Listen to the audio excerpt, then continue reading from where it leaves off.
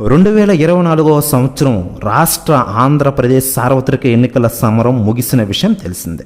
అయితే ఆంధ్రప్రదేశ్లో మాత్రమే కాదు, ప్రస్తుతం దేశవ్యాప్తంగా ఆసక్తికర నియోజకవర్గంగా పేరున్న పిఠాపురం నియోజకవర్గంలో ఫలితాల వేళ అందరిలోనూ ఉత్కంఠ కొనసాగుతోంది. తెలుగుదేశం, జనసేన, బీజేపీ కూటమి అభ్యర్థి పవన్ కళ్యాణ్ గారు, వైసీపీ అభ్యర్థి వంగ గీత మధ్య ప్రధానంగా పోటీ నెలకొంది. 2019 ఎన్నికల్లో పిఠాపురం నియోజకవర్గం నుంచి వైసీపీ తరపున పెండం దొరబాబు 83,459 ఓట్లతో విజయం సాధించారు.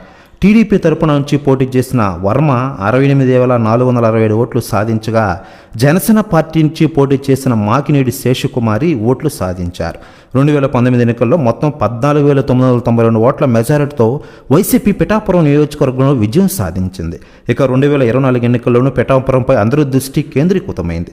ఇకపోతే లేటెస్ట్గా రిలీజ్ అయిన ఎలక్షన్స్లో పిఠాపురం పోస్టల్ బ్యాలెట్లో ఎక్కువ చెల్లని ఓట్లు ఉన్నాయి. అయితే పవన్ కళ్యాణ్ గారు పోస్టల్ బ్యాలెట్కు 1000 ఓట్ల లీడ్ వచ్చినట్లు తెలిసింది. ఇక రెండో రౌండ్ ముగిసిన తర్వాత పవన్ కళ్యాణ్ గారు 7,500 ఓట్ల లీడ్లో ఉన్నట్టు తెలిసింది. దూసుకుపోతున్నారట ఆయన. ఈసారి జనసేన అభ్యర్థులు కూడా అత్యధిక స్థానాల్లో విజయం సాధిస్తారని జనసేన పార్టీ నేతలు చాలా బలమైన విశ్వాసంతో ఉన్న విషయం మనకందరికీ తెలిసిందే. ఇకపోతే మరోవైపు పవన్ కళ్యాణ్ గారి గెలుపు, కూటమి ఆధిక్యతపై ఎమ్మెల్యే ఆర్కే రోజీ గారు స్పందించారట. తాజాగా ఆమె మాట్లాడుతూ, రాష్ట్రంలో మేము ఓడిపోయేందుకు మొదటి కారణం పవన్ కళ్యాణ్.